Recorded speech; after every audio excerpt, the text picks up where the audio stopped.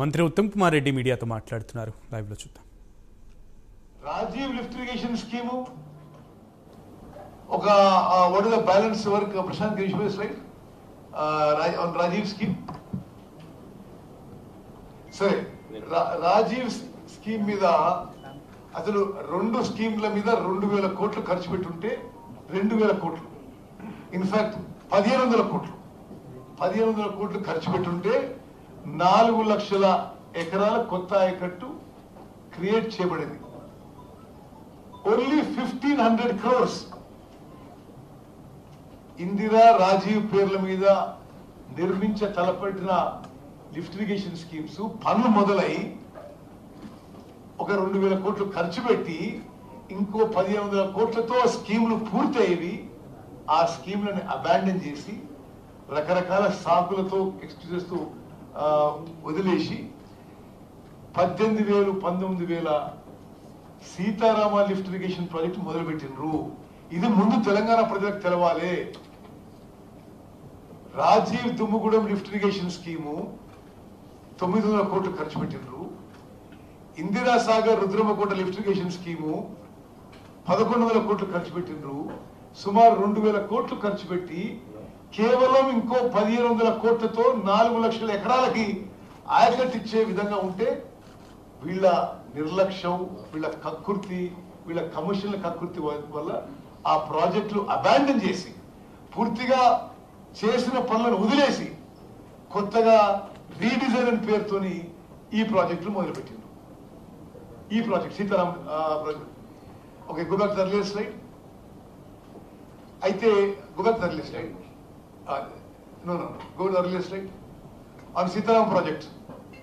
ఇది ఇప్పుడు 2000 ఆ Indira Sagar Rajiv lift irrigation scheme మీద కొంత సమయం ఈ ప్రభుత్వం వచ్చిన తర్వాత కూడా, వాళ్ళ ప్రభుత్వం వచ్చిన తర్వాత కూడా కొంత ఖర్చు పెట్టి వాళ్ళు 2016లో ఈ కొత్త జియో ఇచ్చిండ్రు. ఇంతకిచ్చిన జియో 7,926 కోట్లకి ఇచ్చిండ్రు. ఇప్పుడు ఆ ప్రాజెక్ట్ కాస్ట్ 19,000 కోట్లు అయింది. వాళ్ళ సమయంలోనే ఆ 7,900 కోట్ల ప్రాజెక్టు రివైజ్ ఎస్టిమేట్స్ 13,000 పోయింది, 18,000 పోయింది. ఇప్పుడు సుమారు 19,000 కోట్లు అవుతుంది. మరి దయచేసి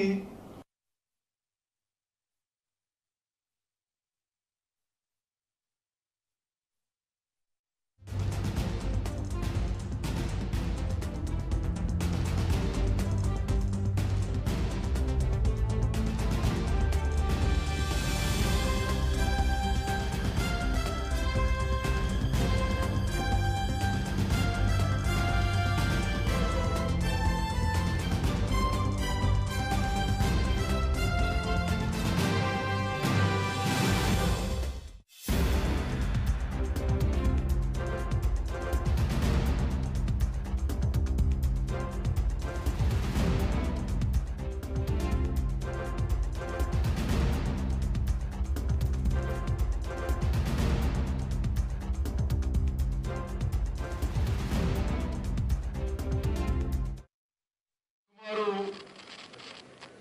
19,000 కోట్లు ఇది సీతారామ లిఫ్ట్ ఇరిగేషన్ ప్రాజెక్ట్. వాళ్ళు దిగిపోయిన రోజు 19,000 కోట్లు ఈ సీతారామ లిఫ్ట్ ఇరిగేషన్ ప్రాజెక్టు అయ్యే పూర్తి ఖర్చు అయితే, వాళ్ళు దిగిపోయే రోజు వాళ్ళు ఖర్చు పెట్టిన అమౌంట్ 7,436 కోట్లు. నేను ఎగ్జాక్ట్ ఫిగర్ ఇస్తున్నా మీకు. అంటే ఈ సీతారామ లిఫ్ట్ ఇరిగేషన్ ప్రాజెక్ట్ కి వాళ్ళ హయాంలో physical or financial progress is 39%. ఆ తర్వాత మేము ప్రభుత్వంలోకి వచ్చినాం. సరే, ఎవరు మొదలు పెడితే ఏంది, రైతులకు మేలు జరగాలి.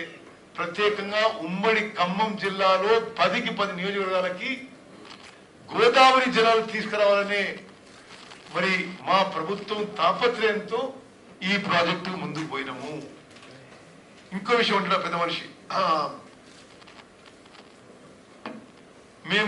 మేము అసలు మేమే సిడబ్ల్యూసి పర్మిషన్ తీసుకొచ్చినాం అంటున్నాడు. వాస్తవంగా ఈ రోజు కూడా సిడబ్ల్యూసి ఫైనల్ పర్మిషన్ రాలేదు అంటే ఇంత అబద్ధాలు మాట్లాడితే ఎట్లా? నేను కొందరు ఎక్స్పర్ట్స్ ఒపీనియన్ ఈ విషయం మీద అంటే పేజ్ నెంబరు పారా నెంబర్తో సహా ఇస్తున్నాం మీకు, సో దట్ ఇటువంటి అబద్ధపు ప్రచారం వాళ్ళది ప్రజల్లోకి పోవద్దని. The previous BRS government failed to get the approval of cost apportionment of this project. ఇది సిడబ్ల్యూసిలో పనిచేసిన ఒక ఈ విషయాల్లో నైపుణ్యం అని వారిచ్చిన ఒపీనియన్ ఇది. It failed to follow the guidelines for allocation of cost among different purposes of River Valley projects and failed in obtaining the clearance from Central Water Commission. Our Congress government, after coming to power, has followed all proper guidelines and got the approval of CWC dated 5th January 2024 for cost apportionment. దయచేసి మీరు అర్థం చేసుకోవాలి, అంటే సిడబ్ల్యూసిలో ఉన్న వివిధ అనుమతుల్లో final CWC clearance ఈ రోజు వరకు కూడా రాలే. ఈ కాస్ట్ అపోర్షన్మెంట్ అనేది చాలా ముఖ్యమైన భాగం. Without that CWC will not give final clearance. అది వచ్చింది మా ఫాలో అప్ వల్ల 5th January 2024. The cost of power component has been worked out to 927 crores and the water component to 19,000 crores. This cost apportionment approval is given in page number 81 of the approved DPR under annexure number 12C.